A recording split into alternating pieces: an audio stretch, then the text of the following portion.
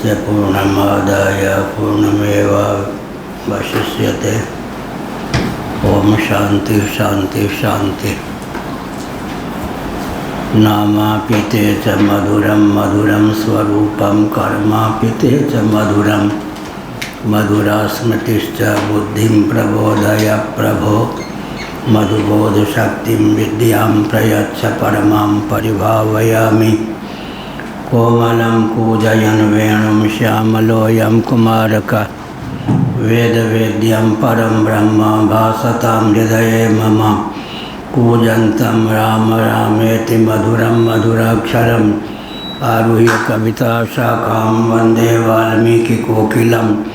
निगमकल्पतरोर्गलितं फलं शुकमुखादमृतद्रवसंयुतं पिबत भागवतं रसमालयं।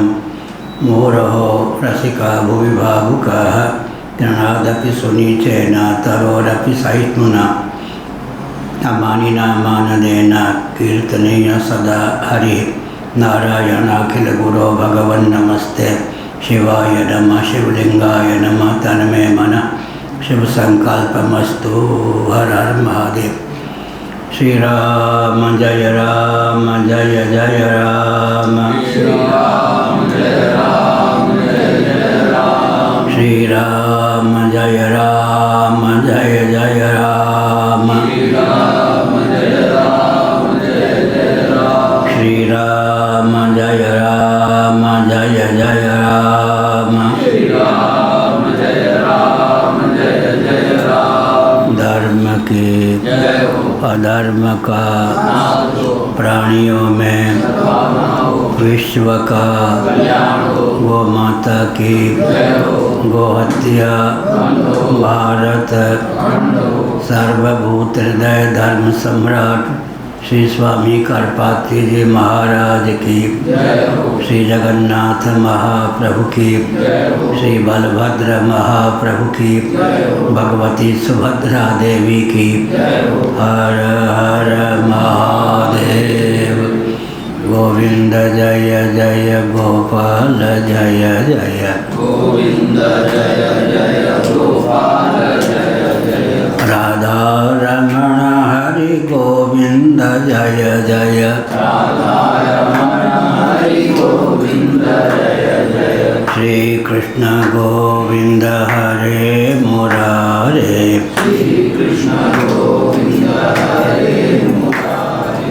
हे नाथ नारायण वासुदेव। हे नाथ नारायण वासुदेव। गोविंद जय जय गोपाल जय जय। गोविंद जय जय गोपाल जय जय। राधा रमण हरि गोविंद जय जय। राधा रमण हरि गोविंद जय जय।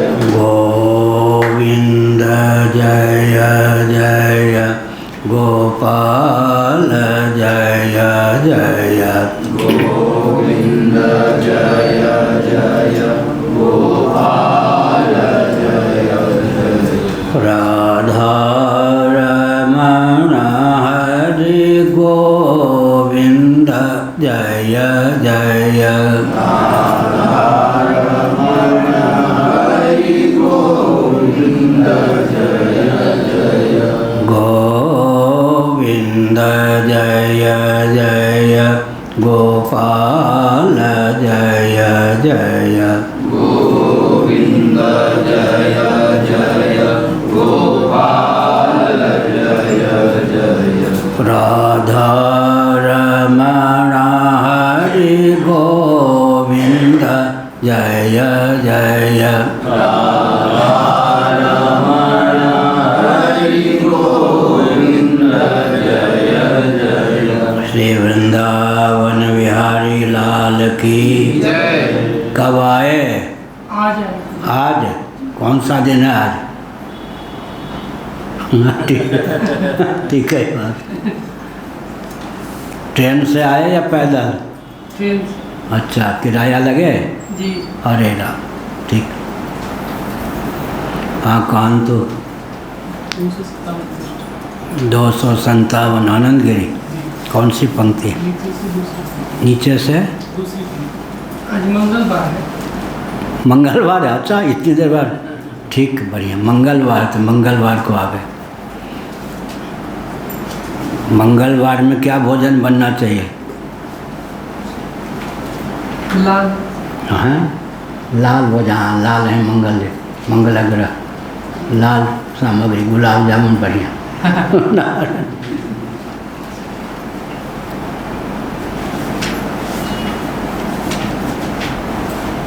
नहीं तत्त्वमसीति विद्या विधानम विज्ञाते ब्रह्मणि युक्तम पृष्ठपिष्ठा प्रसंगा पृष्ठ प्रसंगात।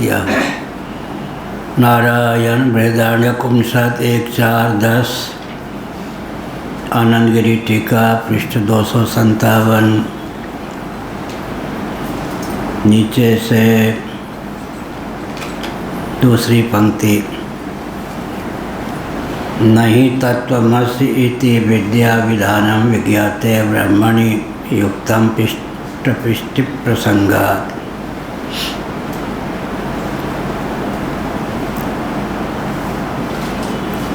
विद्या का जो विधान है, जब तक व्यक्ति को विद्या प्राप्त नहीं है तब तक उसके लिए क्रियान्वित है। ब्रह्म विद्या का विषय तो ब्रह्म ही है। विज्ञाते ब्रह्मणि, जिसको ब्रह्म तत्व का ज्ञान हो गया उसके लिए विद्या का विधान भी नहीं है। शास्त्र भी उसके प्रति सार्थक ही हो गए। इसलिए पृष्ठ की आवश्यकता नहीं। अर्थात तत्त्वमसि आदि जो महावाक्य हैं, जिनको अभी तत्वबोध नहीं हुआ है उनके लिए कारगर हैं। बोधोत्तर पुनः तत्त्वमसि आदि महावाक्य भी उस तत्वज्ञ के प्रति निरस्त ही हो जाते हैं। अर्थात तत्वज्ञ वेदों से पारंगत हो जाता है। अतः ऋक् यजुः साम अथर्व जो 4 वेद हैं उनके अनुसार जो एक एक महावाक्य, महावाक्य का जो वास्तव तात्पर्य है जिसको विदित हो गया वह सकल शास्त्रों से पारंगत हो गया। अतस्तत् अज्ञातमेष्टव्यम इत्यर्थः। यह कहा। टिप्पणी।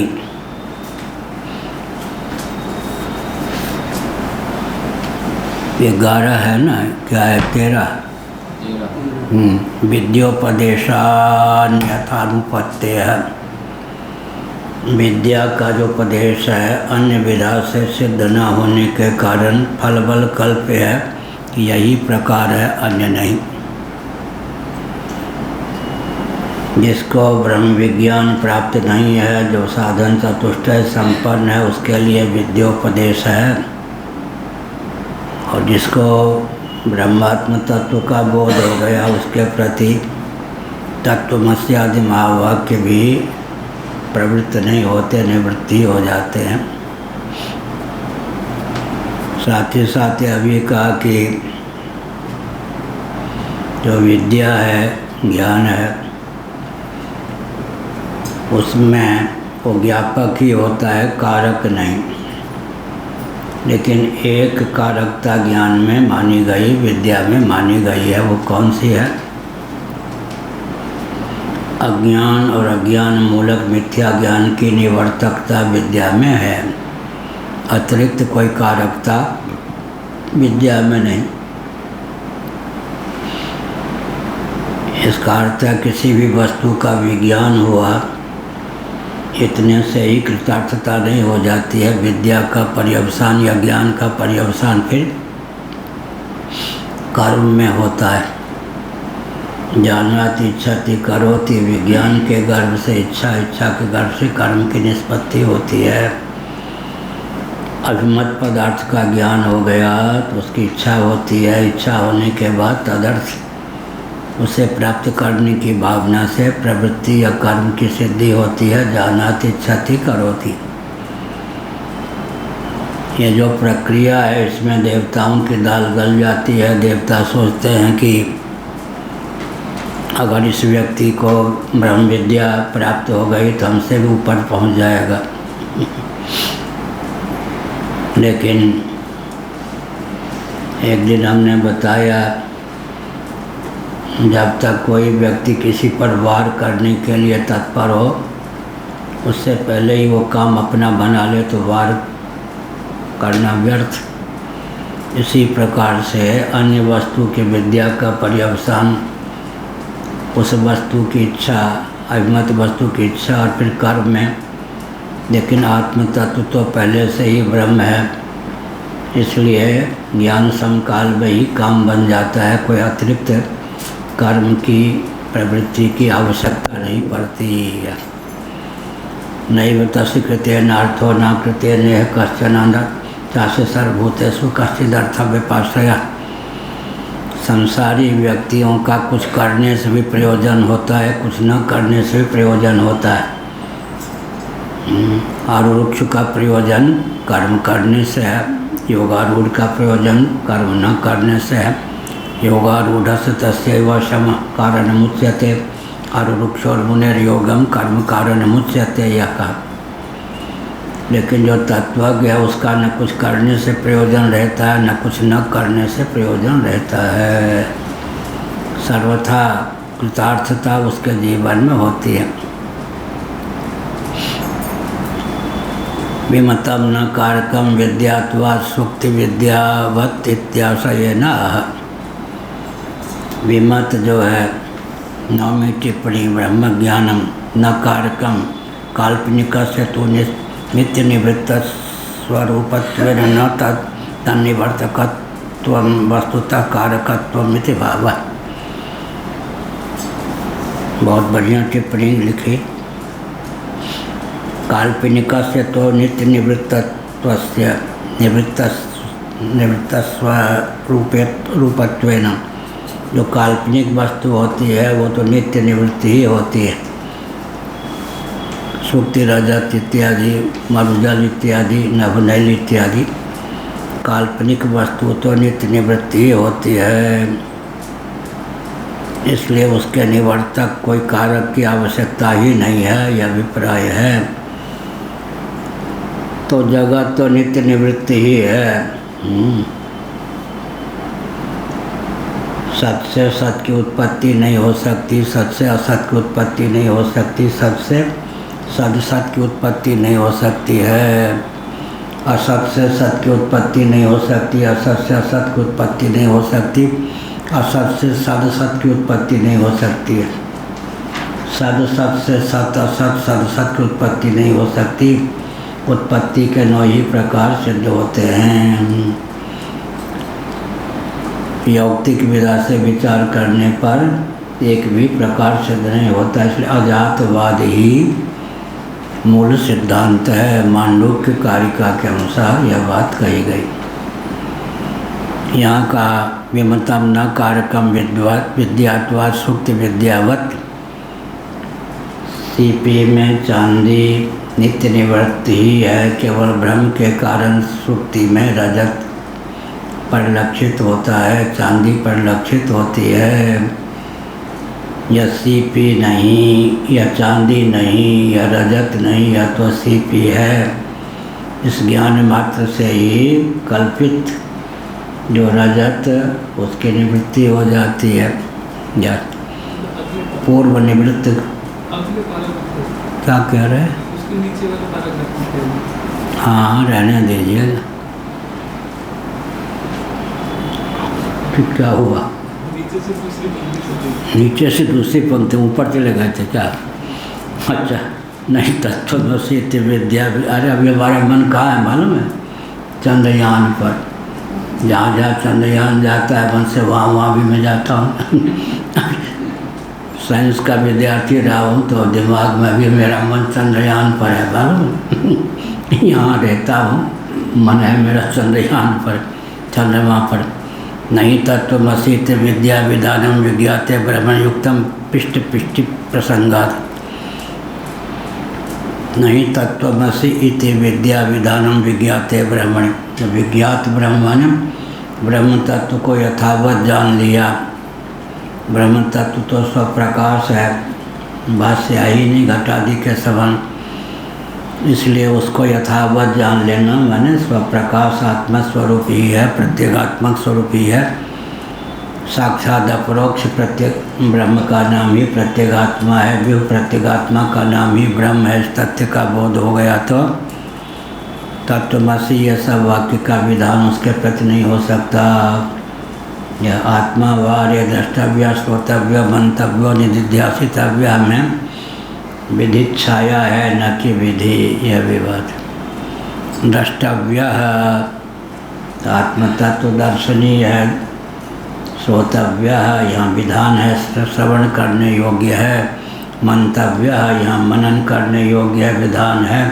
निधिध्यासितव्य माने ध्येय है, ध्यान करने योग्य है। तब यहाँ कहा गया भाष्य में अन्यत्र भगवान शंकराचार्य ने लिखा, इसमें जो विधि है द्रष्टव्य श्रोतव्य मंतव्य निधिध्यासितव्य, यह विधि छाया है। अत्यंत अप्राप्त को लेकर विधि की प्रसक्ति होती है। विधि की प्राप्ति कब होती है? अत्यंत अप्राप्त को लेकर स्वर्ग कामो यजेता आदि स्थलों में। आत्म तत्व तो नित्य ही प्राप्त है, उसको लेकर विधि की क्या प्रसक्ति होगी। लेकिन विधि वाक्य तो हैं द्रष्टव्य श्रोतव्य मंतव्य निधिध्यासितव्य, तो फिर संगत क्या लगानी चाहिए? विधि की छाया। विधिवत परिलक्षित होने पर भी वस्तुतः विधि की छाया भी यहाँ मान्य है। वस्तुतः विधि क्या अन्य की विधि होती है, आत्मा तो आत्मा ही है, ब्रह्म है ही। नहीं तत्वमसि इति विद्या विधानम विज्ञाते ब्रह्म युक्तम पिष्ट पिष्ट प्रसंगात अतस्तदज्ञातमेव ष्टव्यम इत्याह। इस पर कहा 13वीं टिप्पणी, अज्ञानाश्रयत्व विद्योपदेशा अन्यथानुपत्या। लेकिन ब्रह्म विद्या का उपदेश तो होता है, जिससे सिद्ध है कि अगर अज्ञान ही न होता तो ब्रह्म विषय का ज्ञान न होता तो ब्रह्म विद्या की सार्थकता कैसे होती। इसलिए मानना चाहिए कि आत्मा भले ही ब्रह्म स्वरूप हो, लेकिन ब्रह्म का ज्ञान है, तभी तो विद्योपदेश सार्थक है, अन्यथा उपदेश ही निरर्थक हो जाए या पृष्ठ पेषण की आवश्यकता नहीं। कल कहा था स्वप्रकाशे कुतो विद्या ताम बिना कथम आवृत्ति। वेदांतियों, तुम्हारा जो आत्म तत्व है, ब्रह्म तत्व है, वो तो स्वप्रकाश है, उसमें अविद्या कहाँ से टपक पड़ी। अविद्या ही नहीं तो अभी अविद्याकृत आवरण कहाँ से? आवरण ही नहीं तो आवरणकृत विक्षेप कहाँ से? विक्षेप के मूल में कौन होता है? आवरण। आवरण के मूल में कौन होता है? अज्ञान। आवरण के कितने भेद हैं? 2 भेद, असत्वापादक अभानापादक, 2 प्रकार का आवरण। रस्सी नहीं है, रस्सी के सत्व का अस्तित्व का ही अपलाप कर दिया। अभानापादक कदाचित रस्सी होती तो परिलक्षित होती। अभानापादक आवरण, असत्वापादक अभानापादक आवरण। आवरण के 2 भेद हैं। मूल क्या? अज्ञान। रस्सी का ज्ञान होता है, फिर अज्ञानकृत आवरण। रस्सी का अज्ञान, फिर अज्ञानकृत आवरण। आवरण के 2 भेद हैं, असत्वापादक अभानापादक। किसी भी वस्तु के अस्तित्व का ही अपलाप असत्वापादक है, उसकी प्रतीति या उसके भान का अपलाप अभानापादक है। यह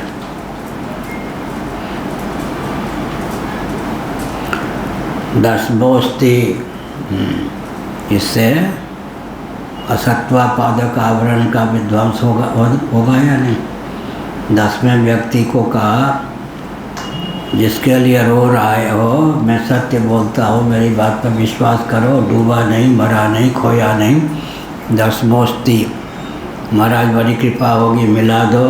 तमसी मिलाऊँ क्या? 9 को जो गिनने वाला 10 तुम स्वयं हो। एक व्यक्ति 9 व्यक्तियों का नायक होके गया स्नान करने, स्नान के बाद वो गिरने लगा। 9 की संख्या तो प्राप्त हो गई। वो भूल गया कि 10वां में गिरने वाला स्वयं हूँ। हाय क्या मुँह दिखाऊंगा, 10 आए थे, खो गया, डूब गया, मर गया, क्या हुआ। एक व्यक्ति देख रहे थे कि गिनने वाला अपने को ही नहीं गिन रहा है, तो कहा मेरी बात पर विश्वास करो, मैं संत हूँ, झूठ नहीं बोलता। 10मोस्ति परोक्ष ज्ञान हुआ, 10वां है। महाराज बड़ी कृपा होगी, मत मिला दो। तमसी गिनने वाले तुम स्वयं ही 10वां हो, यह अभिप्राय। तो 10वां को प्राप्त करने के लिए अलग प्रयास थोड़े करना पड़ेगा। एक दिन हमने बताया था जन्मभूमि नेपाल और भारत की सीमा पर तो एक सभागाछी, उसमें एक लाख व्यक्ति हो जाते थे। तो पाकर का एक वृक्ष था, उसके पत्ते मुरझा जाते थे। उन दिनों यही पहचान थी कि 1 लाख भीड़ हो गई तो पाकर वृक्ष ये पत्ते मुरझा जाते थे। नेपाल से एक व्यक्ति आए, सभागाछी जा रहे थे, सर पे गठरी। हम बच्चे थे, खेल रहे थे कुआं के पास। ऐ बच्चे प्यास लगी है, पानी पिलाओ। पानी कुआं से भर के पिला दिया। 2 किलोमीटर जाने के बाद उनको हुआ कि गठरी खो गई। आए, ए बच्चों गठरी, तुम लोग चोर तो नहीं हो, लेकिन हमको तंग करने के लिए तुमने गठरी कहीं छिपा के रख दी। हम लोगों ने कहा बिल्कुल हम चोराते नहीं ना, हम मजाक करते हैं, गठरी नहीं हमने ली, तुम्हारे माता पिता को शिकायत कर देंगे। हमने कहा कर दीजिए। बहुत रोने लगे, मैं क्या करूं, उसी में सतुआ था, खाने की सामग्री थी, पैसे थे। बाद में कहा पंडित जी गठरी तो आपके सर पर ही है। अरे 2 किलोमीटर पैदल चला गठरी ढोते हुए, और फिर यहीं आ गया, गठरी सर पे ही है। ऐसे है।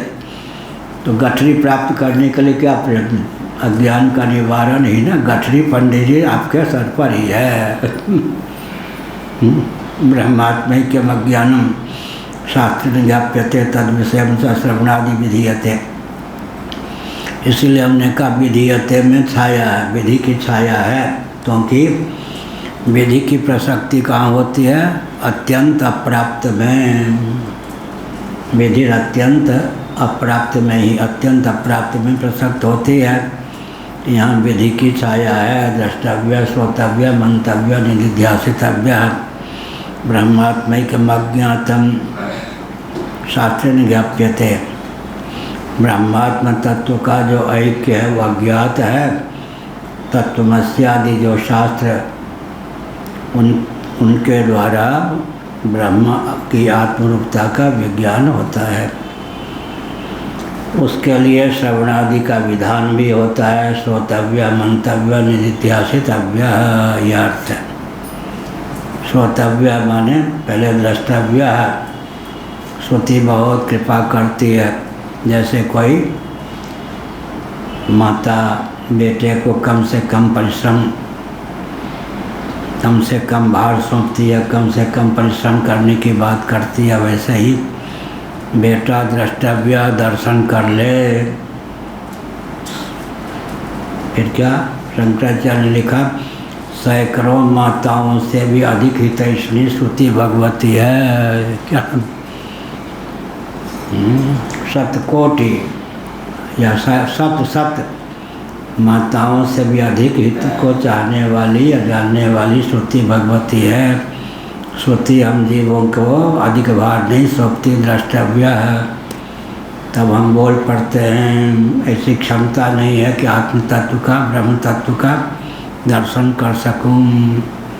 बेटा श्रोतव्य, सुन ले गुरुमुख से। सुनने पर भी काम नहीं कर चला तो मंतव्य, मनन कर ले। मनन करने पर भी नहीं काम चला तो निधिध्यासितव्य, ध्यान कर ले।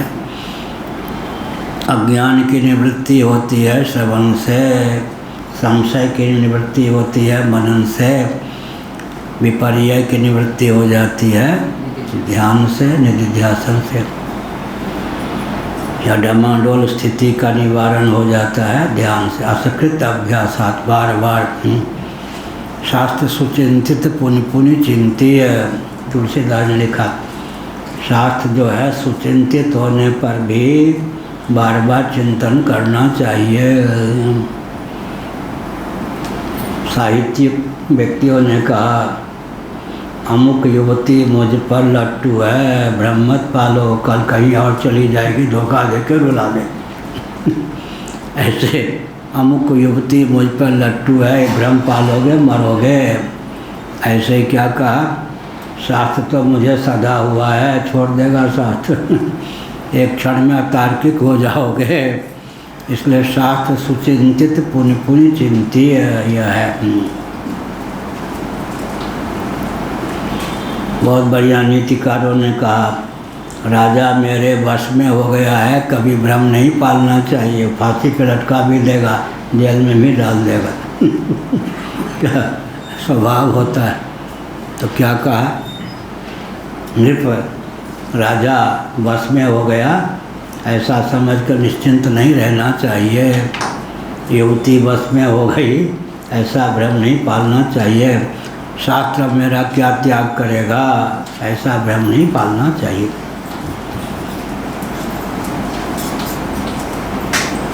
ब्रह्मात्मैक्यम अज्ञातम शास्त्र ज्ञाप्यते। ब्रह्मात्म तत्व जो अज्ञात है वो उपनिषदों के द्वारा उसका ज्ञान होता, तब विषयम च श्रवणादि विधीयते। और ज्ञान के लिए क्या होना चाहिए, श्रवणादि का विधान वह ही श्रोतव्य मंतव्य निधिध्यासितव्य, यह अर्थ हुआ। श्रवण मनन निधिध्यासन। अज्ञान की निवृत्ति के लिए श्रवण, उसी से काम चल जाए तो मनन निधिध्यासन की आवश्यकता नहीं। दूसरी विधा यह भी है कि शास्त्र की प्रधानता से श्रवण हो गया, शास्त्र सम्मत युक्तियों की प्रधानता से फिर मनन होता है। श्रुत और मत जो अर्थ है, तत्व है, उसमें बार बार मनोनिवेश का नाम निधिध्यासन होता है। यह शास्त्र के द्वारा जिसका अधिगम हो गया, आगमिक तर्क के द्वारा, शास्त्र सम्मत युक्तियों के द्वारा कहीं उसे और प्रतिष्ठित कर लें तो डमाडोल स्थिति नहीं रहेगी। यह युक्ति के द्वारा भी, शास्त्र के द्वारा, या अनुभूति के द्वारा भी, फिर तो हो गया काम।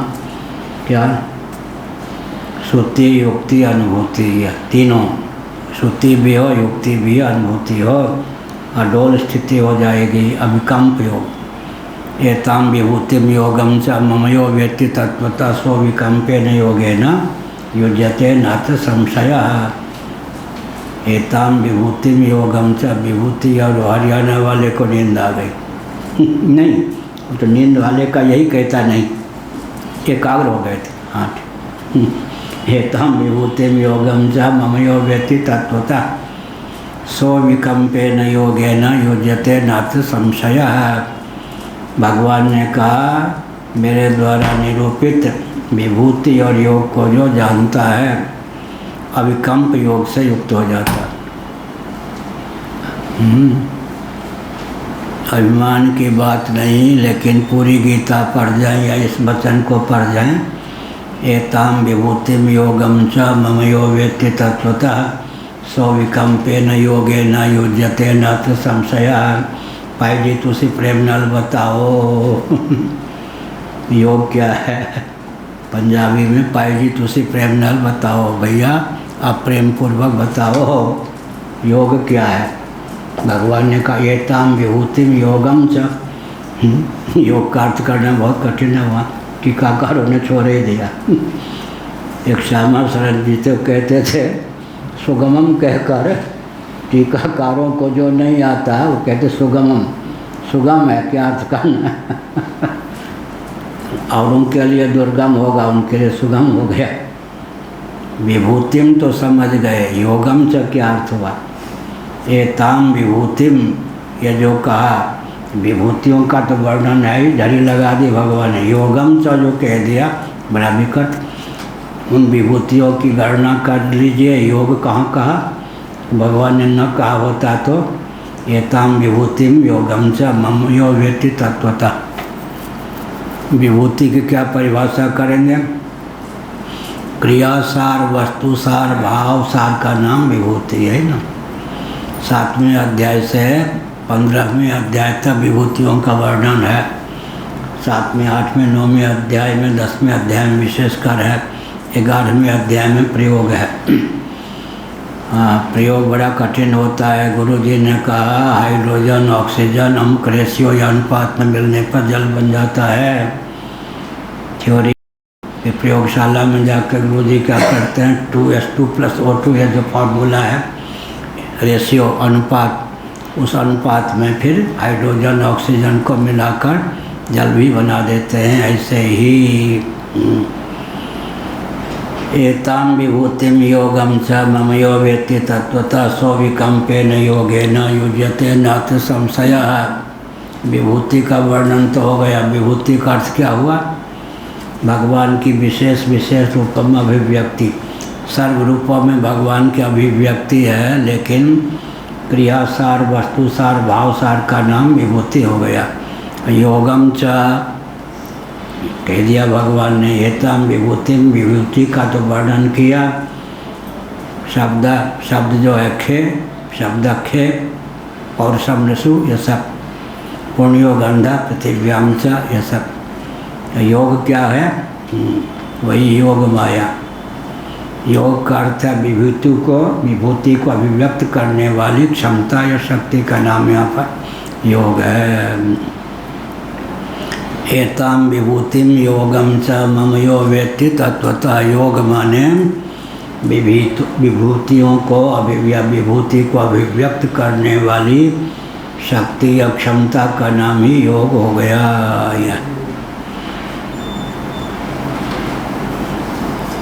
अर्जुन ने कह दिया महाराज आप तो समर्थ हैं, अगर मुझे अधिकृत मानते हैं तो जिन जिन विभूतियों का आपने वर्णन किया उन विभूतियों से युक्त अपने स्वरूप का दर्शन करा दीजिए।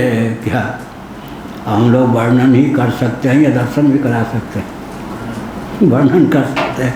भगवान भगवान ही है भाई। क्या वहीं बैठे, इधर नहीं। किवाड़ खोलने की जगह छोड़ के हिंदी नहीं जानते होंगे।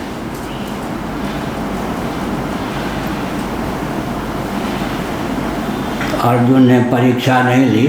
अगर मुझे योग मन्य से यक्षक्यम मया द्रष्टुमिति प्रभो योगेश्वर तत्वमाम।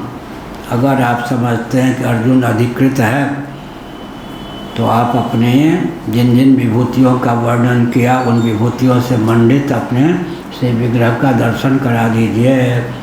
भगवान ने कहा इसी समय इसी से विग्रह में देख ले। अर्जुन देख। अर्जुन आँख फाड़ फाड़ के देखने लगा। भगवान ने कहा विभूतियों से मंडित मेरा स्वरूप तो है, लेकिन न तुमाम शक्ति से दृष्टुमने नैव स्वचक्षुषा दिव्यम ददामि ते चक्षु पश्चिमे योगम ऐश्वरम। पश्चिमे योगम ऐश्वरम, योग के ऐश्वर्य को देखो। अर्जुन आँख फाड़ फाड़ के देख रहे थे। भगवान ने कहा स्वचक्षु के द्वारा मेरे कमनीय वर्णीय सर्वाश्चर्यमय विराट स्वरूप का दर्शन नहीं कर सकते। यच्चा अन्य द्रष्टुमिच्छसि। जिन विभूतियों नाम तो अस्तिमम दिव्यानाम विभूति नाम परम तपा। मैंने तो गिनी चुनी विभूतियों का वर्णन किया। जिन विभूतियों का वर्णन नहीं किया अथवा संभावित युद्ध में किस पक्ष की जीत होगी, किस पक्ष की हार होगी, यह सब भी देखना हो तो मेरे स्वरूप में देख सकते हो। लेकिन अर्जुन स्वचक्षु के द्वारा मेरे इस कमनीय वर्णी सर्वाश्चर्यमय विराट स्वरूप का दर्शन तुम नहीं कर सकते। तुम बालक सखा हो, मैं पालक सखा हूँ। शब्द किसके हैं? कुछ गुरुदेव के। दर्शन रट कर पाती मैं। हम जीव जो हैं द्वा सुपर्णा सविजा सखाया द्वौ सुपर्णौ सैजौ सखायौ। या भगवान जो हैं जीव के सखा हैं, जीव भगवान के सखा हैं। लेकिन पूज्य गुरुदेव ने कहा हम बालक सखा हैं, भगवान पालक सखा हैं। हम बाल गोपाल हैं, भगवान पालक सखा हैं, जीव बालक सखा हैं। अर्जुन की मचल को देखकर भगवान ने कहा, स्वचक्षु से नहीं देख सकते, दिव्य चक्षु से देख सकते हो। मैं अनुग्रह करके तुमको दिव्य चक्षु प्रदान किए देता हूँ, जिसके प्रभाव से कमनीय वर्णीय सर्वाश्चर्यमय मेरे विराट स्वरूप का मेरे ही श्री कृष्ण विग्रह में तुमको दर्शन हो जाएगा। यह 24 घंटे में दिव्य चक्षु कभी प्राप्त होता है या नहीं भृगु जी को? स्वप्नावस्था हमको आपको सबको, ये नहीं कि मुझे प्राप्त होता हो आपको नहीं। स्वप्नावस्था के जो दृश्य होते हैं वो दिव्य चक्षु के द्वारा ही परिलक्षित होते हैं या नहीं? स्वप्नावस्था में सबको दिव्य चक्षु प्राप्त होता है। क्यों? ये चक्षु तो कर्मेंद्रियाँ ज्ञानेंद्रियाँ तो सो जाती हैं। इन तो ये जो चक्षु हैं, चक्षु माने उपलक्षण है, कर्मेंद्रियाँ ज्ञानेंद्रियाँ तो सो जाती हैं। स्वप्नावस्था में जो वस्तु का दर्शन होता है, क्रिया का भाव का दिव्य चक्षु भगवत कृपा से प्राप्त होता है। स्वचक्षु की प्रधानता से क्या है? जागृत दिव्य चक्षु की प्रधानता से, स्वप्न ज्ञान चक्षु की प्रधानता से सुषुप्ति। गीता में कितने तक चक्षु का वर्णन है?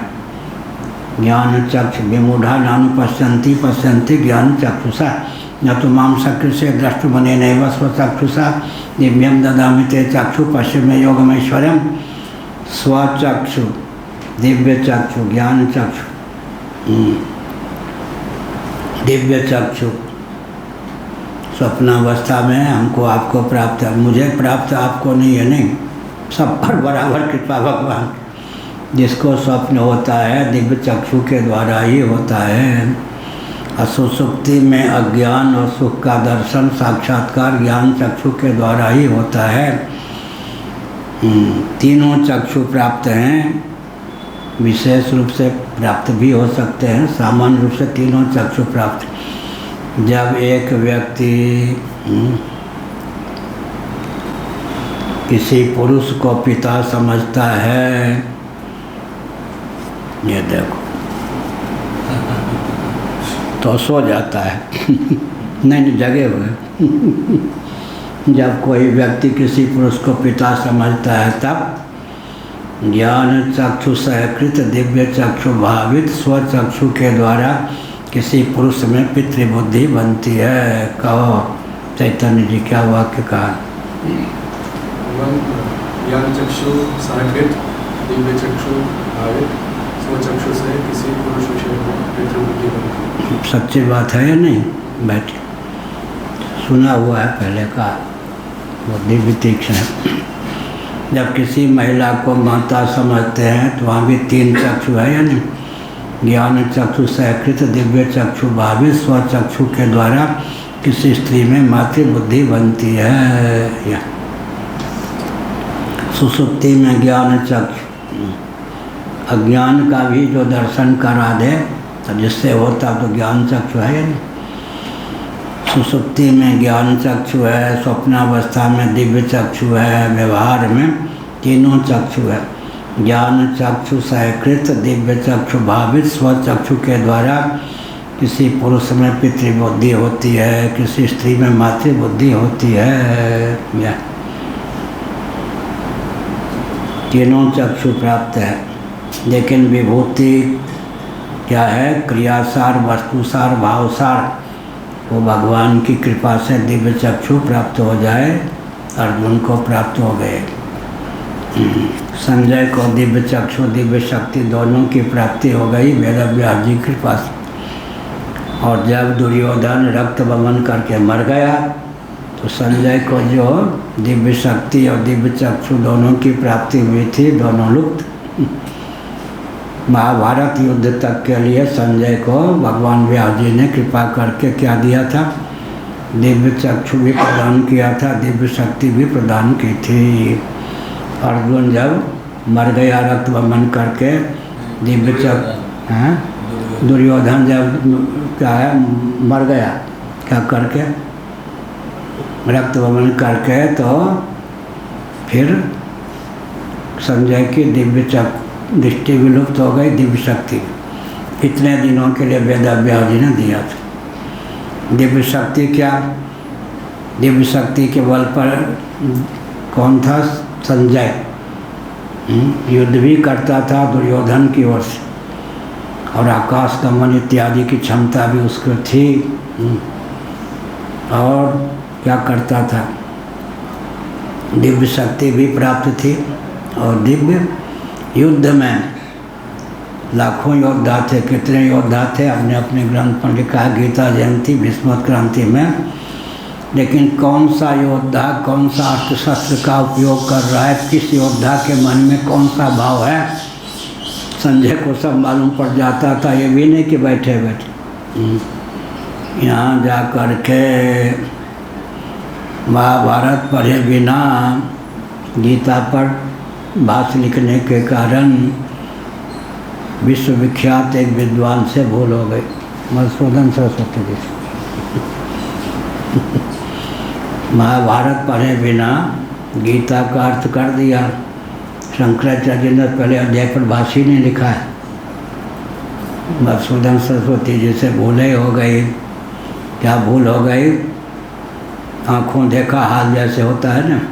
संजय हस्तिनापुर में रहकर ही क्या करते थे?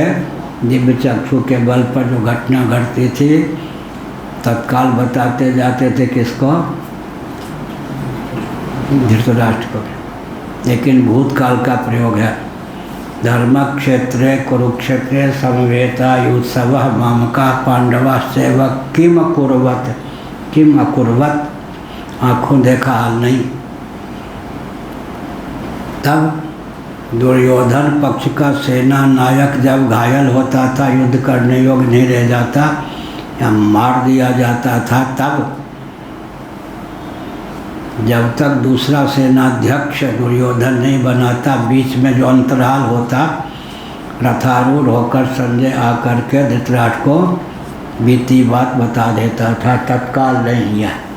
इसलिए भूतकाल का प्रयोग है। किम कुर्वत, 10 दिन का युद्ध हो गया, उसके बाद क्योंकि दोनों पक्ष में एक मर्यादा थी, पांडवों के तो सेनाध्यक्ष मारे नहीं गए, दुर्योधन के मार दिए जाते थे या धराशायी हो जाते थे। भीष्म जी, द्रोण जी, ये सब धराशायी हो गए भीष्म जी। दूसरे सेनाध्यक्ष का जब तक क्या हो, अभिषेक न हो, नियुक्ति न हो दूसरे सेनाध्यक्ष की, बीच में युद्ध विराम होता था। इसी बीच में जा कर के 10वें दिन मारे गए भीष्म, 15वें दिन द्रोणाचार्य, या फिर 2 दिनों तक उनके अमुक के नेतृत्व में हुआ शल्य, ये सब का नाम है। आकर के बता देते थे, रथारूढ़ होकर संजय आते। संजय की विशेषता क्या थी? युद्ध भी करते थे, लेकिन लाखों सैनिकों के सेनाध्यक्षों के मन में जो मनोभाव आता, भाव आता, उसको भी जान लेते थे। जिस अस्त्र शस्त्र का जो प्रयोग करता वो भी दिव्य चक्षु के बल पर, और दिव्य शक्ति नभो मार्ग में उड़ने आदि की क्षमता भी वेद व्यास जी ने दे दी थी उतने दिनों के लिए।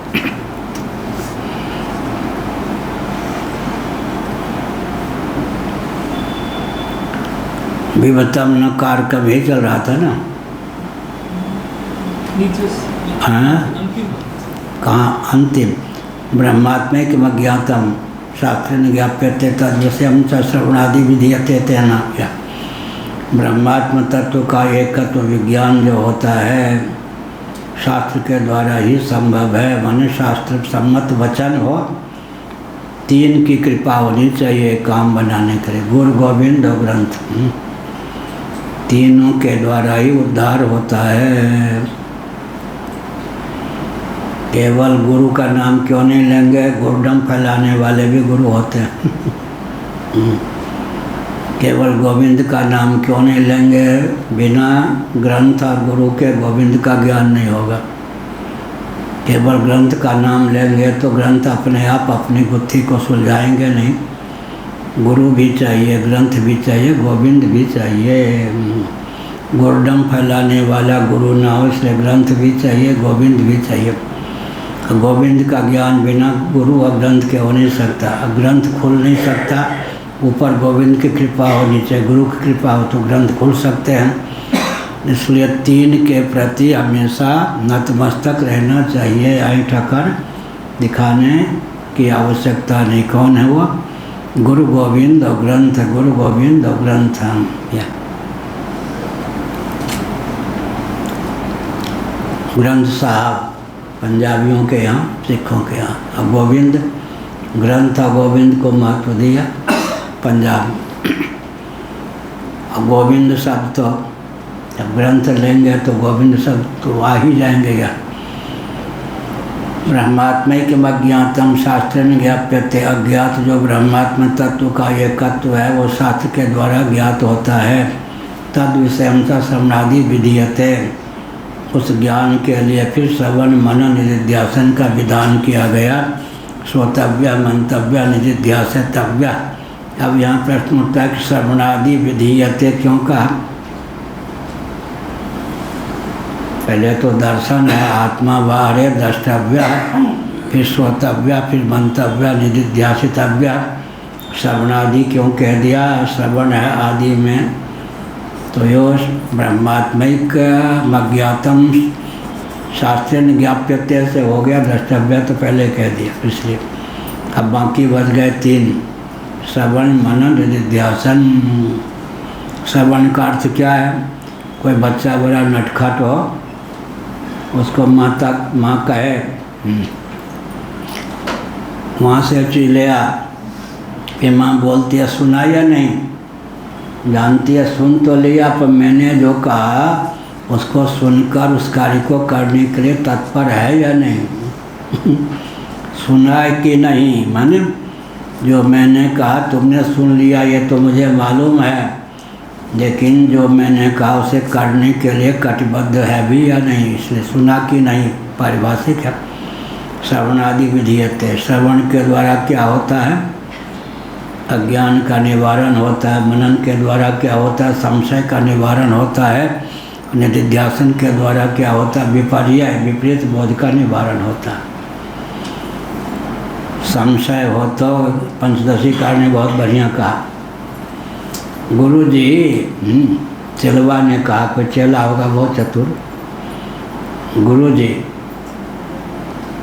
कभी आपको हम श्रवण करते नहीं देखते। तो गुरुजी ने कहा ये बताओ श्रवण किस बीमारी की दवा है?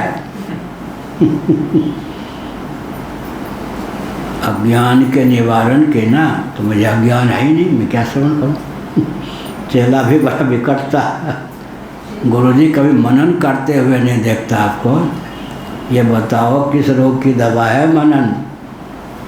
संशय निवारण। संशय है ही नहीं। गुरुजी निधिध्यासन तो कर लो। यह बताओ बेटा को चलवा उपदेश देते हो, निधिध्यासन किस बीमारी की दवा है? विपर्य की, विपर्य है ही नहीं। अज्ञान है नहीं, संशय है नहीं, विपर्य है नहीं, तो मैं क्यों श्रवण करूं, मनन करूं, निधिध्यासन करूं? फिर कहा गुरुजी ने, हाँ लोक संग्रह न बिगड़ जाए इसलिए करूं तो मेरा बिगड़ता क्या है?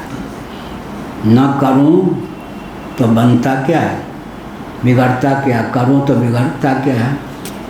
न कर बिगड़ना है न करना, बनाना है। लेकिन मैं करूं ही, श्रवण करूं, मनन करूं तो निधिध्यासन करूं तो फिर क्या होगा? लोक संग्रह तो होगा ही। इसीलिए अज्ञान नहीं है तो श्रवण की आवश्यकता नहीं, संशय नहीं है तो मनन की आवश्यकता नहीं, और विपर्य नहीं है तो निधिध्यासन की आवश्यकता नहीं। यह होगा, लेकिन दम्भ नहीं होना चाहिए। एक महात्मा व्यस्त में थे, हमने बहुत कुछ सीखा उनसे। वो 1 मिनट भी हमने कभी भजन करते हुए नहीं देखा, न किसी ग्रंथ को पढ़ते हुए देखा। क्यों? उनकी भावना थी वो भगवान होके पूजते थे। 1 लाख 1.25 लाख उनके शिष्य थे। सब शिष्यों के नाम पता मेरे पास रजिस्टर में। मैं किसी उनके शिष्य से आँख नहीं मिलाता था। तो वो श्रवण क्यों नहीं करते थे? ऐसा ना हो कि लोग मुझे भगवान न माने। कभी 1 मिनट भी जप करते हुए ध्यान करते हुए मैंने नहीं देखा, लोग मुझे ऐसा ना हो कि साधक माने। भगवान होके पूजने के व्यामोह में वो न कभी 1 मिनट भजन करते थे, न 1 मिनट ग्रंथ का अध्ययन करते थे। या लेकिन भगवान होके पूजने के व्यामोह में बहुत गुण उनमें आ गए थे। दम्भ भी जो है ना, बहुत से गुणों का आगर बना देता। काम से अतिक्रांत उनका जीवन था, कोई उंगली नहीं उठा सकता था। क्रोध से अतिक्रांत जीवन था, लोभ से अतिक्रांत जीवन था। क्रोध करूँगा तो लोग मुझे भगवान नहीं समझेंगे, किसी को कुदृष्टि से निहारूंगा, काम होगा तो मुझे तो भगवान नहीं समझेंगे, लोभ करूँगा तो भगवान नहीं समझेंगे। भगवान बनकर पूजने के व्यामोह में बहुत से गुणगण उनमें आ गए थे। ब्रह्मात्मा के व्यज्ञाता, दीवार के सहारे ही बैठना चाहिए श्रोताओं को। ये है बढ़िया निधिध्यासन में हो रहा, सबल मन नहीं आया। ब्रह्मात्मैकमज्ञातम शास्त्रेण ज्ञाप्यते। ब्रह्मात्म तत्व का जो अज्ञान है, अज्ञात जो ब्रह्मता और आत्मा का अज्ञात है ब्रह्मात्म तत्व, उसका शास्त्र के द्वारा ज्ञाप्यते और ज्ञान होता है। तद्विषम च श्रवणादि विधीयते। उस ज्ञान के लिए श्रवण मनन निधिध्यासन का विधान किया गया है। यह हुआ तेन तस्मिन् अज्ञातत्वमेष्टव्यम इत्युक्तमर्थम दृष्टान्तेन साधयति। यह हुआ तेन, जबकि बात ऐसी है इसलिए 14वीं टिप्पणी शास्त्रज्ञाप्याज्ञात ब्रह्म विषयक श्रवणादि विधानेन। शास्त्र के द्वारा जो ज्ञाप है, ज्ञाप्य है, जानने योग्य है, अज्ञात ब्रह्म विषयक श्रवणादि। अज्ञात ब्रह्म विषयक माने हमारे लिए अभी ब्रह्म तत्व विज्ञात नहीं है, इसलिए अज्ञान की निवृत्ति के लिए श्रवण आदि का विधान है। संशय की निवृत्ति के लिए मनन का विधान है। विपर्यय की निवृत्ति के लिए निधिध्यासन का विधान है। यह निधिध्यासन का मतलब क्या हुआ? अनादिकाल से, अरबों कल्पों से विपरीत धारणा बनी हुई है। विपरीत क्या? निधिध्यासन जगत का हुआ है या नहीं? श्रवण किया है जगत को, मनन किया है जगत को, और ध्यान किया है जगत का। तो अरबों अनादिकाल से उसके संस्कार पर पानी फेरने के लिए अगर 1-2 साल भी लग जाता फिर भी सस्ता जान है या नहीं? सस्ता ही हुआ ना। अरबों कल्पों से हमने अज्ञान को, संशय को, विपर्य को पाल रखा है अनादिकाल से। या अब अगर 2-4 साल भी श्रवण मनन निधिध्यासन में लग जाता है, फिर भी काम बन जाए तो सुगम हुआ या नहीं?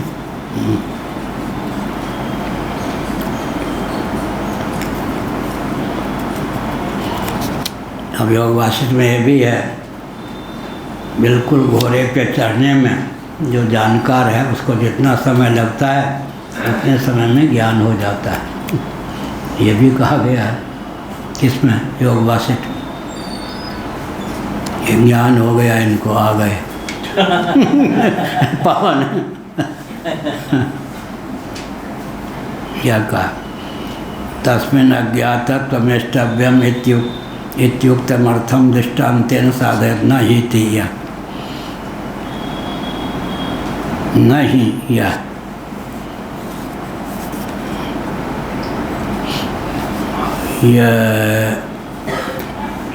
भाष्य में होगा। मिथ्या ज्ञानस्य अज्ञान व्यतिरेकात् ब्रह्मण्य विद्याध्यारोपणायां सुक्तौ रूप्यारोपेण दृष्टान्तितमिति द्रष्टव्यम। यह 5वीं टिप्पणी ननु दृष्टान्ते सुक्तो मिथ्या ज्ञानम आरोप्यते न तो तद हेत्वज्ञानम। दार्ष्टान्तिक के ब्रह्मण तो अज्ञानारोपम अभीष्टम न तो मिथ्या ज्ञानमतो विस्मोयम दृष्टान्त इत्याह। यह कहा मिथ्येतिय।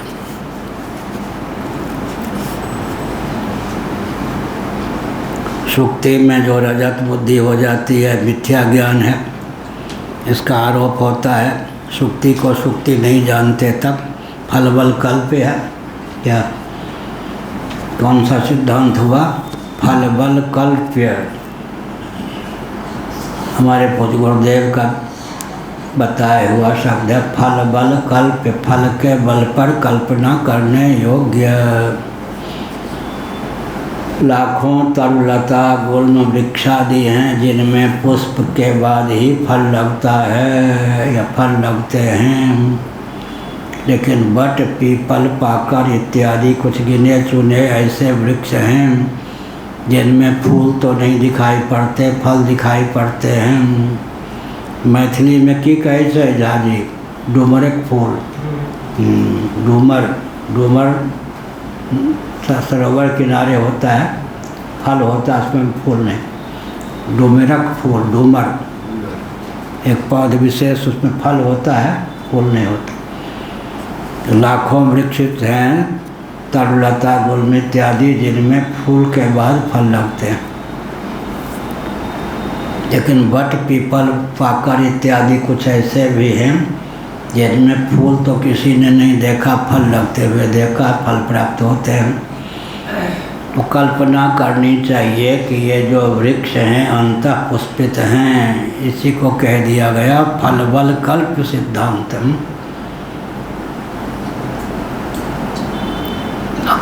अब फल पहले लगे, फूल बाद में लगे।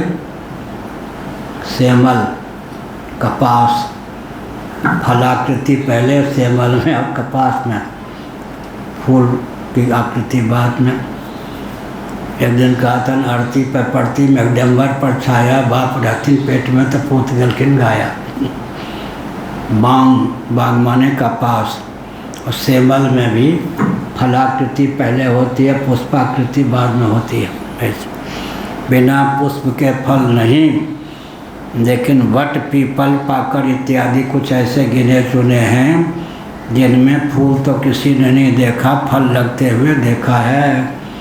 फल बल कल्प सिद्धांत क्या हुआ? ये पुष्प, ये जो वृक्ष हैं अंतः पुष्पित हैं। क्या? अंतः पुष्पित हैं। एक व्यक्ति चोरी नहीं करता परीक्षा में और प्रथम श्रेणी से प्राप्त होता है, दिन में कोई उसको पढ़ते हुए नहीं देखता, समझना चाहिए रात्रि में पढ़ता होगा। एक दो हमारे थे, हमसे एक क्लास आगे थे, कोई दिन में किसी ने पढ़ते हुए नहीं देखा, प्रथम श्रेणी से बिना चोरी किए हुए पास होता था। तो फल बल कल्प्य। दीवाना भूंगते, देवदत्त नामक व्यक्ति दिन में भोजन नहीं करता और देवता का कोई वरदान भी प्राप्त नहीं है कि बिना खाए ही मस्त मौला रहोगे। तो रात्रि भोजन, रात में भोजन करता होगा, दिन में नहीं करता। ऐसे ही तो जिन वृक्षों में फल लग जाते हैं, फूल नहीं लगते, वे वृक्ष कौन होते हैं? अंतः पुष्पित। इसी प्रकार फल बल कल्प सिद्धांत है।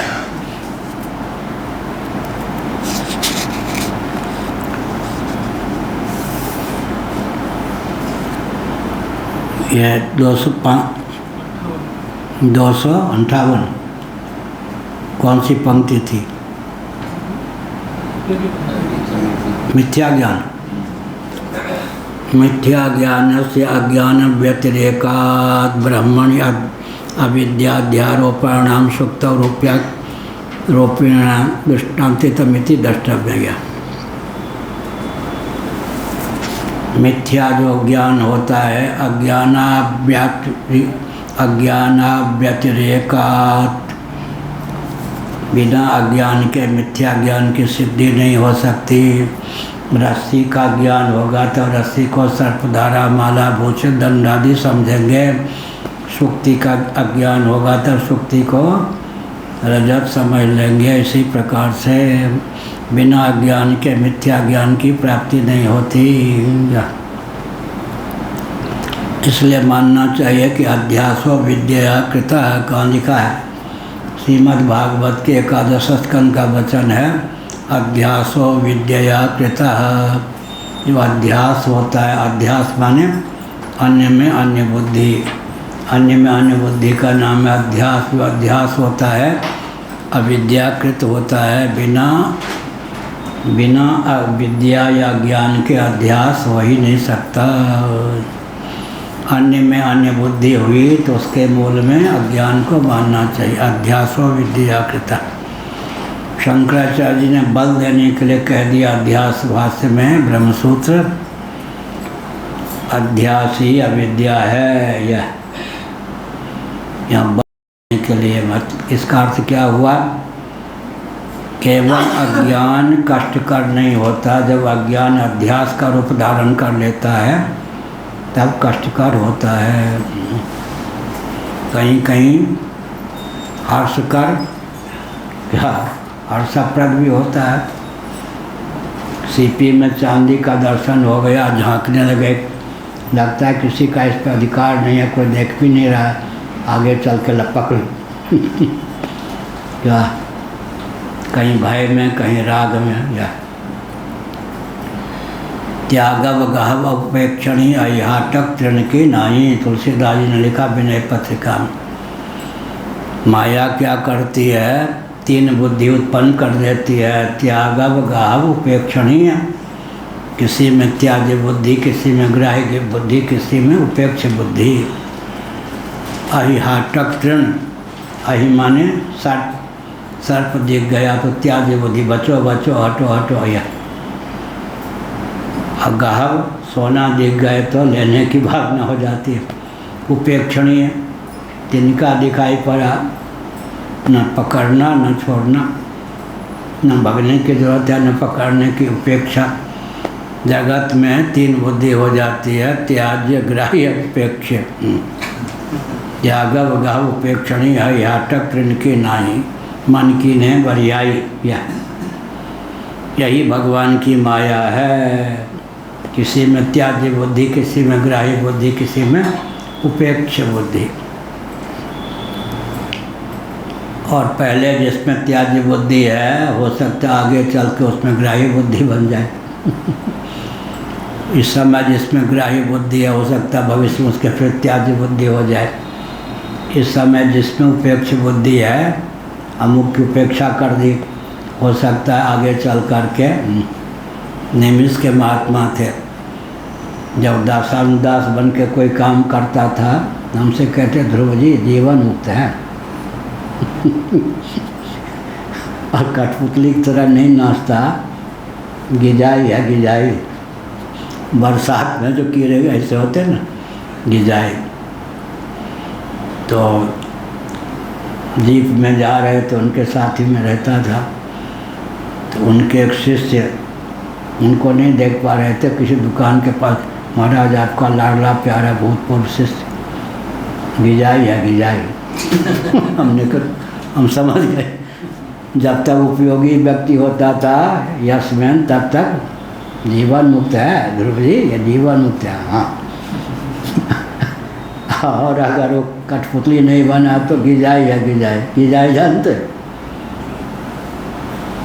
बरसात में जो कीड़ा होता है ना, जिसमें 50-100 टांगें होती हैं, पैर होते हैं। आई सही। और बमसी पाथने वाले जो मछली मारते हैं, जो फंसाते हैं, वो भी गिजाई। लाल लाल कीड़े ऐसे गिजाई है। तो निमिष वाले कब किसको जीवन मुक्त कह देते थे, कब किसको गिजाई कह देते थे। ऐसे ही त्यागव गहव उपेक्षणीय अहाटक तृण की नाई। मिथ्या यही है ना, मिथ्या ज्ञानस्य ज्ञानाव्यतिरेकात् ब्रह्मण अविद्याध्यारोपणाम सुक्तो रूपेण दृष्टान्तितम इति द्रष्टव्यम। यह मिथ्या ज्ञान होता है, 5वीं टिप्पणी में लिख दृष्टान्त सुक्त मिथ्या ज्ञानम आरोपित न तो तद हेत्वज्ञानम दाष्टान्तिते ब्रह्मण्त्वज्ञानारोपम आरोपणमिष्टम न तो मिथ्या ज्ञानम अतो विसंवयम दृष्टान्त्या मिथ्यति कहकर उसका समाधान किया। दृष्टांत में सुक्ति में मिथ्या ज्ञान हो जाता, रजत बुद्धि हो जाती है, न तो तद हेतु अज्ञानम, न कि उसका अज्ञान नहीं, मिथ्या ज्ञान हो जाता है। दाष्टान्तिक में ब्रह्मणिता हो तो अज्ञानारोपम इष्टम, लेकिन यहाँ तो केवल मिथ्या ज्ञान ही नहीं बल्कि अज्ञान का आरोप भी इष्ट अभीष्ट है। न तो मिथ्या ज्ञानम, यहाँ मिथ्या ज्ञान की आवश्यकता नहीं, अज्ञान ही इष्ट है। विषम है यह दृष्टांत, इस पर भगवान शंकराचार्य का बहुत अच्छी टिप्पणी है कैलाश वालों की। नम दृष्टान्ते सुक्तो मिथ्या ज्ञानम आरोप्यते, दृष्टांत में सीपी में जब रजत बुद्धि हो जाती है तो यहाँ मिथ्या ज्ञान का आरोप होता है तो सीपी, लेकिन उसमें आरोप कर दिया रजत का, चांदी का। न तो तद हेतु अज्ञानम, मिथ्या ज्ञान का जो हेतु अज्ञान वहाँ आरोपित नहीं होता। दार्ष्टान्तिक ब्रह्मण तो, लेकिन ब्रह्मात्म तत्व का जो विज्ञान अज्ञान कहते, ब्रह्मात्म तत्व का ज्ञान या जो दार्ष्टान्तिक है, दार्ष्टान्त, उसमें तो ब्रह्म में अज्ञान का आरोप ही इष्ट है, न कि मिथ्या ज्ञान। इसलिए विषम कोटि का यह दृष्टांत है। इस पर कहा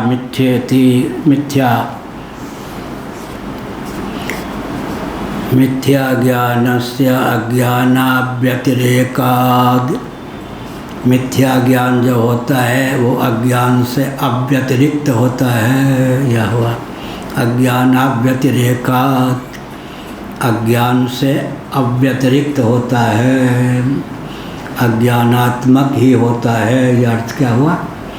जो मिथ्या ज्ञान होता है उसका अज्ञान से अव्यतिरेकत्व सिद्ध है। मिथ्या ज्ञान को अज्ञान कह दिया, अज्ञान से व्यतिरिक्त नहीं होता, यह अभिप्राय। ब्रह्मणि अविद्याध्यारोपाणाम, लेकिन ब्रह्म में जो अविद्या का अध्यारोप है, शुक्तौ रूप्यारोपणम, सीपी में चांदी रूपी, चांदी के आरोप के समान दृष्टान्तितम इति द्रष्टव्यम। यह सीपी में चांदी के समान, ब्रह्म में जो अविद्या का अध्यारोप है, अविद्या का ज्ञान का, वो तो सीपी में चांदी के अध्यारोप के समान है। कल्पांतरम आलम्बते न ब्रोमा इति, इस पर कहते न ब्रोमा सुक्तिकायाम एवं ब्रह्मण अतः धर्माध्यारोपणा नास्ति। मैं यह नहीं कह रहा कि सुक्तिका में जैसे चांदी का आरोप हो जाता है, ऐसे ब्रह्म में अतः धर्म, अन्य अनात्म वस्तुओं के अनुरूप जो आत्ममान्यता रूप धर्म है वो नहीं है। किम तरी न ब्रह्म स्वात्मन्यत धर्माध्यारोपणम निमित्तम अविद्या कर्तृ चेत। यह हुआ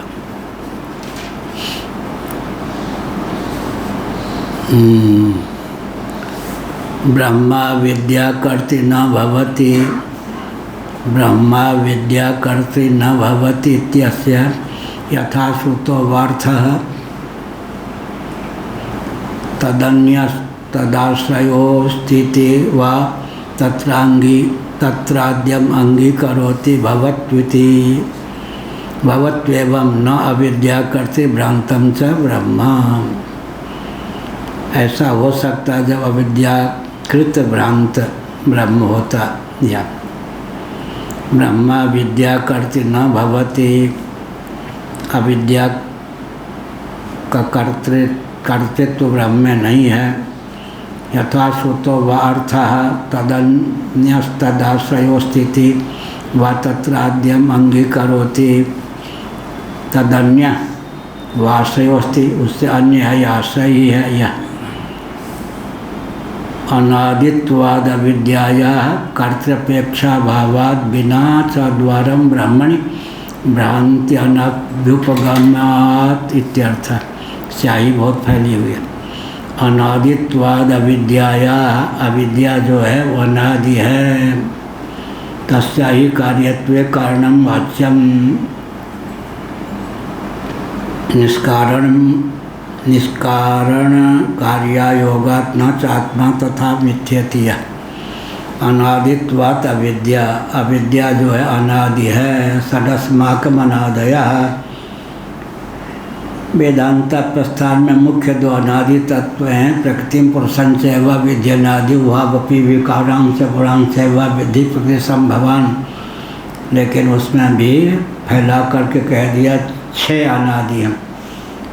कौन कौन अनादि हैं? विशुद्ध चित्त, या विशुद्ध जो चित्त धातु है वो भी अनादि है। ईश्वर भी अनादि है। जीव भी है। और चित्ती का जो चित्त स्वरूप है उसका और अज्ञान का योग भी अनादि है। अविद्या चित्त और योग षडस्माकम् अनादय। लेकिन उसमें ब्रह्म जो है अनादि अनंत है, बाकी जो 5 हैं अनादि शांत हैं। अनादि होने पर भी तत्व ज्ञान से उनका अंत हो जाता है। अनादि का भी अंत हो सकता है या नहीं? अनादि का भी अंत हो जाता है, बाधात्मक अंत। और अभाव की दृष्टि से प्राग अभाव अनादि है या नहीं? किसी भी वस्तु की उत्पत्ति के पूर्व उसका अभाव, वैशेषिकों के यहाँ प्राग अभाव है। लेकिन जब वस्तु की उत्पत्ति हो जाती है तो प्राग अभाव भी खंडित हो जाता है। अभाव में अनादि होने पर भी शांतत्व परिलक्षित है। अप्रध्वंसा भाव क्या हुआ? अभाव में प्रध्वंस की उत्पत्ति हुई या नहीं? घट को फोड़ दिया तो प्रध्वंस की उत्पत्ति हुई, लेकिन वो अनंत है। अभाव में क्या सादित्व होने पर भी अनादित्व है, अनादित्व होने पर भी सादित्व है। अनादि का भी नाश हो जाता है, प्रध्वंस का भी नाश नहीं होता। क्या उदाहरण देंगे? प्राग अभाव, प्राक पूरा गौ बोलना चाहिए, प्राक धन अभाव, प्राग अभाव, उत्पत्ति के पूर्व अभाव। वैशेषिक सिद्धांत। हमारे यहाँ तो अव्यक्तादीनि भूतानि व्यक्त मध्यानि भारत अव्यक्त निधनान्येव तथ्य का परिदेवना। मैटर का neither be created no destroyed. किसी भी पदार्थ की ऑल ऑफ सडन एकाएक उत्पत्ति नहीं होती, किसी भी पदार्थ का निरन्वय नाश नहीं होता। लेकिन उनके यहाँ प्राग अभाव, घटादि की उत्पत्ति के पूर्व उसका भाव था। प्राग अभाव क्या हुआ? अनादि होने पर भी शांत हो गया, दंत सब। प्राग भाव का खंडन हो जाएगा जब वस्तु की उत्पत्ति हो जाएगी। प्रध्वंसा भाव, घाट पे डंडा बजा दिया, घाट हाथ से फूट गया। एक थे भोलानाथ, झा रहे होंगे, व्याकरणाचार्य, चाचा लगते थे, पड़ोसी थे। तो लोहा हाई स्कूल का मैं विद्यार्थी था। बाजार पहले लगता था ना, रविवार या कोई ऐसे दिन। तो रास्ते में मिलना हो गया। वह घट घड़ा खरीद कर ले आ रहे थे। मैंने कहा चाचा जी आप कुछ ज्ञान विज्ञान सुनाते रहिए, मैं घट पकड़ के ले जा रहा हूँ घड़ा। वो बार बार मेरी ओर देखें, फिर कहें सुनो इतना बढ़िया तुमने प्रश्न किया है कि उत्तर दिए बिना नहीं रहा जाता। अब तुम संभाल के भी घरे रखे हो, लेकिन तुम ही मचल मचल के प्रश्न कर रहे हो। जो रुपया था वो तो ख़त्म हो गया घट खरीद के, बाज़ार से दूर भी आ गया हूँ। अगर तुम्हारे हाथ से घट फूटा तो एक चांटा लगा दूंगा, और तुम्हारी चाची हमारी खबर लेगी, हम तुम्हारे खबर लेंगे, तुम्हारी चाची हमारी खबर लेगी। तो हमने कहा ठीक है, मैं भाग जाता हूँ आगे, प्रश्नोत्तर बंद। ऐसा प्रश्न कौन करेगा भाई? तो हमने कहा आपके हाथ से फूट गया, आखिर मेरे हाथ से फूटा तो चाटा तो नहीं मारूंगा अपने को, तुम्हारी चाची डांटेगी को सह लूँगा। तो अपने हाथ में ले लिया, व्याकरणाचार्य थे। ऐसे ही है।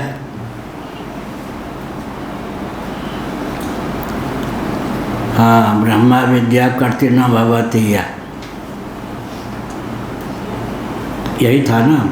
तस्य यथा श्रुतो वार्थः तदन्यस्तदाश्रयो स्थिति वा तत्राद्यंगीकर अनादित्वात् अविद्याया कर्त्यपेक्षा भावात्। जो अनादि है, अविद्या भी अनादि है, सदस्माकम् अनादया, मैंने पहले कहा अनादित्वात् तस्या ही कार्यत्वे कारणम वाच्यम। ये सब अविद्या को भी कार्य मानेंगे तो उसका कारण तो बोलना पड़ेगा ना।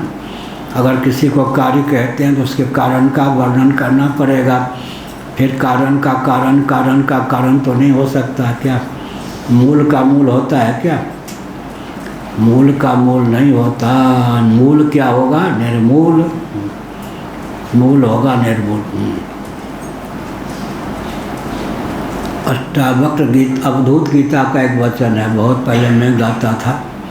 निर्मूल मूल रहितो ही सदोदितो हम, निर्धूम धूम रहितो ही सदोदितो हम, निर्दीप दीप रहितो ही सदोदितो हम, ज्ञानामृतम समरसम गगनोपमोहम। ऋषिकेश से 1966 में पैदल जा रहा था, कहाँ? बद्रीनाथ की ओर, जंगल में पैदल रास्ते से, और यही श्लोक खूब प्रेम से तन्मय होके गा रहा था। निर्मूल मूल रहितो ही सदोदितो हम, निर्धूम धूम रहितो ही सदोदितो हम, निर्दीप दीप रहितो ही सदोदितो हम, ज्ञानामृतम समरसम गगनोपमोहम। यह इसके बाद मन में क्या भाव आया? 1 किलोमीटर नीचे गंगा जी हैं, नीचे वृक्ष ही वृक्ष है, वहाँ तक पहुँचना भी कठिन, ऊपर पर्वत है, इतनी सी सांकड़ी गली है। तो पर्वत वृक्ष धारा को देखने के लिए चला क्या? कोई सिद्ध महात्मा तो मिले नहीं। भगवान के पास तत्काल सुखदेव जी का दर्शन हो गया। 16 साल की आयु के लगते थे, उन्होंने दीक्षा भी दे दी, अपना भी लिया, केवल 1 मिनट के लिए। अनादित्वात् अविद्याया कर्तृपेक्षा भावात्। गुरुदेव जी, ये देवी देवता ये एक क्षण या 1 मिनट के लिए इनके पास में इतना समय का अभाव होता है कि ये इतना ही रहते हैं? भाई इतने प्रबल होते हैं, 1 क्षण में ही काम कर देते हैं। ये भी तो कह सकते हैं क्या? 1 क्षण में ही काम कर देते हैं। सामान्य व्यक्ति 1 साल रहे, 10 साल रहे, फिर भी जो नहीं करेगा वो तो 1 क्षण में। अग्नि का क्या स्वभाव है? आहुति बंद तो अग्नि बंद, काम साधा चौपट उड़ गए। यही देवताओं का, महर्षियों का काम क्या है? प्रयोजन सिद्धि के बाद दर्शन हो जाता है। जैसे आग जो है ईंधन के अभाव में बुझ जाए, ऐसे ही काम बना देते देवी देवता, ऋषि मुनि सिद्ध, और उड़ जाते हैं। 1 ही मिनट में उनका तो सब काम बना देते हैं। अनादित्वाद अविद्याया कर्तृपेक्षा भावाद बिना च द्वारम ब्रह्मणि। यह अविद्या अनादि है, वो तो कर्ता, अनादि वस्तु जब है तो उसके लिए कर्ता की अपेक्षा है क्या?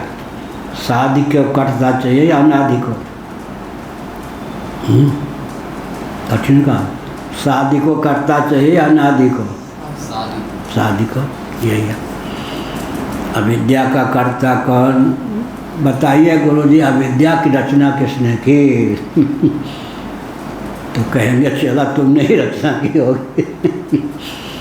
अनादित्वात् अविद्याया कर्तृपेक्षा भावात् बिना च द्वारम ब्रह्मणि भ्रांत्या नभ्युपगमात्। अनादि है अविद्या, इसलिए कर्ता की अपेक्षा नहीं है। बिना च द्वारम ब्रह्मणि, लेकिन बिना द्वार के ही भ्रांति की स्वीकृति नहीं हो सकती। सिद्धि भ्रांति अनभ्युपगमात् इत्यर्थ। द्वितीयं प्रत्याह यह हुआ। अविद्या का कोई कारण नहीं, लेकिन अध्यास का तो कारण है। कहाँ लिखा है? भागवत में क्या लिखा है? 11 स्कंद में, अध्यासो विद्यया कृतः। तो अध्यास माने अन्य में, अन्य बुद्धि का नाम है अध्यास। वो अविद्याकृत है। अन्य में अन्य बुद्धि जो है अविद्याकृत है।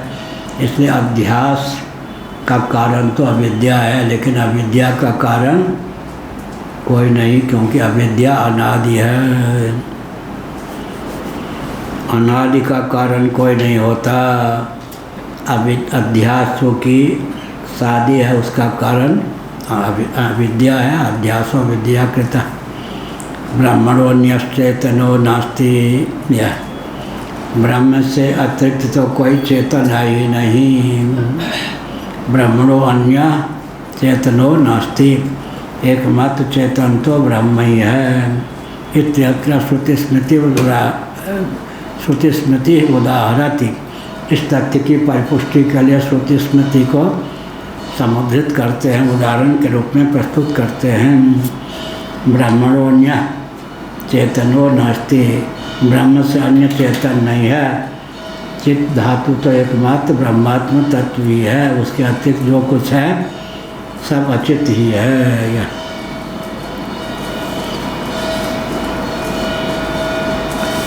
नान्यतोऽस्ति इत्यादि नाम, इसके अतिरिक्त कोई दृष्टा नहीं। नान्यतोऽस्ति दृष्टा, कोई अन्य दृष्टा नहीं, सोता नहीं, मनता नहीं, यह सब है। यह हुआ, कोई अन्य दृष्टा नहीं, सोता नहीं, मनता नहीं। अगर सोपाधिक धरातल पर आत्म तत्व का विज्ञान प्राप्त करना हो तो क्या करना चाहिए? निरुपाधिक धरातल पर तो शून्य बुद्धि की प्राप्ति हो सकती है। सोपाधिक धरातल पर आत्म तत्व का विज्ञान प्राप्त करना हो तो क्या करना चाहिए? त्रिपुटी के शिरोभाग में जो सामग्री है उस पर ध्यान केंद्रित करना चाहिए। ज्ञाता ज्ञान ज्ञेय में त्रिपुटी का शिरोभाग कौन है? ज्ञाता। या दृष्टा दर्शन दृश्य में त्रिपुटी का शिरोभाग कौन है? दृष्टा। प्रमाता प्रमाण प्रमेय में त्रिपुटी का शिरोभाग कौन है? प्रमाता। मैं दृष्टा हूँ, मैं प्रमाता हूँ, मैं सोता हूँ, मैं मनता हूँ। उपद्रष्टानुमंता च भर्ता भोक्ता महेश्वर परमात्मेति चाप्युक्तो देहेस्मिन् पुरुषा परः। गीता का 13वां अध्याय। त्रिपुटी का जो शिरोभाग है उसमें जो आत्मबुद्धि पहले करे।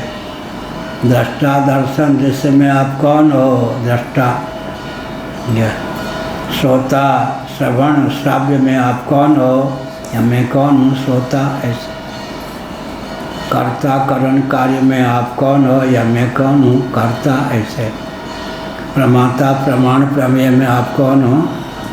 प्रमाता। यह बहुत बढ़िया। प्रमाता भी प्रमाण निरपेक्ष होगा या प्रमाण सापेक्ष? प्रमात्र संज्ञा जो है वो प्रमाण सापेक्ष होने पर भी प्रमाता जो है प्रमाण से प्रत्यक है या नहीं? बहुत बढ़िया।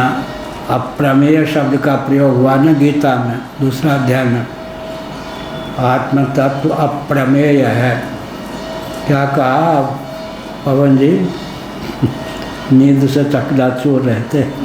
आत्म तत्व अप्रमेय है। बोल के दिखा, बता दो ना। वो कह रहे हैं कि हमको तो भोजन के समय नींद आ जाती है तो हम क्या करें? पढ़ते समय नींद आ जाती है, पाठ के समय नींद आती है, भोजन के समय भी नींद आ जाती है। एक बार कहा कि भोजन करने लगे 10 बजे दिन रात में, 1 बजे तक थाली पर बैठे रहे। 1 घंटा सो जाएं, फिर 1 का उदय, फिर सो जाएं। घर में देखा कि सब सो रहे, रात के 1 बज गया था तो भोजन नहीं पूरा। क्या कहा हमने?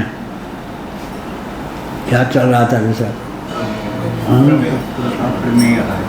अप्रमेय शब्द का अर्थ क्या हुआ? प्रमाता भी जब अप्रमेय है तो प्रमाता से भी प्रत्यक त्रिपुटी सतिक्रांत जो आत्म तत्व है उसके अप्रमेय होने में संदेह क्या है? इसका नाम क्या है? कैमुतिका न्याय। कैमुतिका न्याय किसको कहते हैं? पंचदशी में जीवित चुहिया भी जब बिल्ली को नहीं मार सकी तो मरी हुई चूहिया बिल्ली को मार देगी? ये तो कोई प्रश्न नहीं उठता। कैमुति का न्याय। जीवित चूहिया भी जब बिल्ली को नहीं मार पाई तो मरी हुई चूहिया क्या बिल्ली को मार पाएगी? फिर क्या कहना कैमुति का न्याय किया? तो क्या प्रश्न उठा? प्रमाता भी जब अप्रमेय है, प्रमेय का अर्थ क्या होगा? प्रमाण का विषय। प्रमाता, प्रमाण, प्रमेय। प्रमेय जो है प्रमाण से पराक है या नहीं? पराक माने बाह्य। पराक कौन है? प्रमेय। उसकी अपेक्षा प्रत्यक कौन है? प्रमाण। प्रमाण की अपेक्षा प्रत्यक कौन है? प्रमाता। जब प्रमाण भी अप्रमेय है तो क्या कहना कि प्रमाता अप्रमेय न हो? प्रमाता अप्रमेय है, फिर क्या कहना जो त्रिपुटी से अतिक्रांत तत्व है वह अप्रमेय न हो? प्रमा की दाल किस पे गलेगी? प्रमेय के प्रकाशन में ना। प्रमाण के द्वारा प्रमा की सिद्धि होती है। प्रमा माने यथार्थ ज्ञान, घट को घट, पट को पट। प्रमेय की अपेक्षा प्रत्यक है प्रमाण, प्रमाण की अपेक्षा प्रत्यक है प्रमाता। जब प्रमाण भी अप्रमेय है तो प्रमाता तो अप्रमेय है ही, फिर क्या कहना कि प्रमाता, प्रमाण, प्रमेय इन तीनों रूपों में जिसकी स्फूर्ति हो रही है वह अप्रमेय न हो। तीनों रूपों में एक की स्फूर्ति कैसे होगी? वदन्ति तत्तत्त्वविदस्तत्त्वं यद् ज्ञानमद्वयं ब्रह्मेति परमात्मेति भगवानिति शब्दते यत् अद्वयं ज्ञानम तत्तत्त्वम्। अद्वय ज्ञान माने त्रिपुटी से अतिक्रांत ज्ञान। एक ज्ञान कौन होता है? त्रिपुटी के मध्य में जो ज्ञान होता है वो अद्वय ज्ञान क्यों नहीं है? उसे आश्रय के रूप में ज्ञाता की, विषय के रूप में ज्ञेय की आवश्यकता होती है। त्रिपुटी के मध्य में जो ज्ञान होता है वो अद्वय ज्ञान क्यों नहीं है? क्योंकि आश्रय के रूप में ज्ञाता की, विषय के रूप में ज्ञेय की सिद्धि है, इसलिए अद्वय ज्ञान नहीं है। त्रिपुटी से अतिक्रांत जो ज्ञान है वो अद्वय क्यों है? वह अद्वय इसलिए है कि ज्ञाता, ज्ञान, ज्ञेय तीनों रूपों में उसी की स्फूर्ति है। इसमें कोई दृष्टांत है क्या? श्रीमद् भागवत का 11 स्कंध है, 12 स्कंध, उसमें दृष्टांत क्या है?